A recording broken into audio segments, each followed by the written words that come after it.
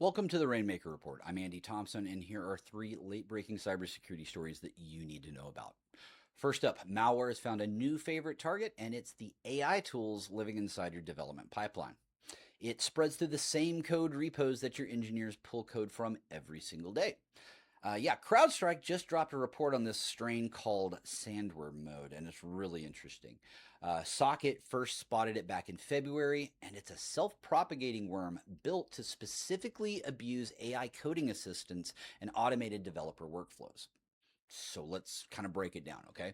Sandworm mode doesn't really need a human to click anything at all. Once it lands on a repo connected to an AI coding assistant or an AI based workflow, it then uses that toolchain to spread itself further. Now, let's think about what a modern day dev environment actually looks like. You've got Copilot suggesting code, agents auto committing pull requests. You also have like CIA pipelines running with elevated permissions and package managers pulling down dependencies of every kind. You have to understand, folks, this is a massive attack surface and it's trusted by default. So here's why this matters to you, okay? Attackers have figured out that they don't need a 0-day when they can just live off the AI toolchain. The assistant is really ready to go. It's already authenticated. It already has repo access, and it runs code on behalf of a human. So if a malware can just pose as a legitimate suggestion, a helpful dependency, or a plausible commit, it just rides that trust straight into production. And the problem here is that defenders really haven't caught up yet, okay? Traditional SAST and dependency scanning were really never built for a world where AI agents are committing code at 3 in the morning. Dark Reading is also reporting that attackers are going after AI-powered developer tools specifically for this reason, all right? So what's next? I would expect worms that are specifically targeting agent frameworks, MCP servers, and AI code review bots. Because simply put, these are the new soft targets. Now, your takeaway here, okay? Audit every AI dev tool and what it can actually do. You'll want to scope the repo permissions down and require human approval on agent commits. And also treat any sort of AI generated code as untrusted input until it's reviewed. Because right now, your assistant is also your attack path. All right, let's move on to our next story. If you are on the Linux security side of the house, I'm so sorry. Someone just dumped a mountain of work on your desk. In fact, it's 432 Linux kernel CVEs that just happened to go public Monday and Sunday. Over 2 days, again, 432 CVEs. And frankly put, the community is not happy. Here's what's going on, okay? The Linux kernel became its own CVE numbering authority back in 2024, which means the maintainers themselves get to decide what gets a CVE and what doesn't. And their philosophy was actually pretty simple, okay? If a commit could conceivably fix a security issue, well, then it gets a number. Unfortunately, that's how you end up with a weekend dump this huge. By Tuesday morning, Jan Schumann, Chief Information Security Architect at Akamai, was on the OSS Sec mailing list, screaming out loud what a lot of the sysadmins were already thinking. Frankly put, this is not sustainable. This is crap, okay? And here's why it matters.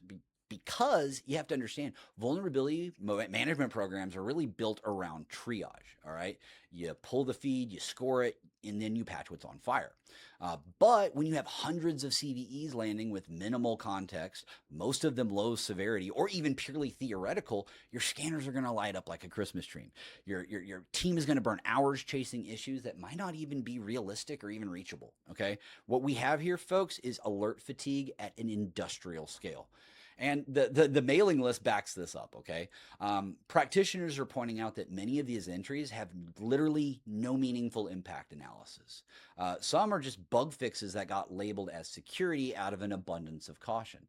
Others, well, they're genuinely serious. So good luck telling them apart at 3 in the morning.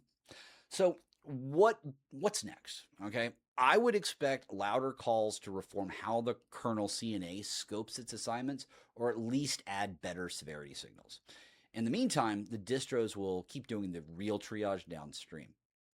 So your takeaway here, folks, okay, don't feed raw kernel CVE data straight into your ticketing system. You'll want to filter through your distros advisories first, otherwise you're going to drown your teams by Friday.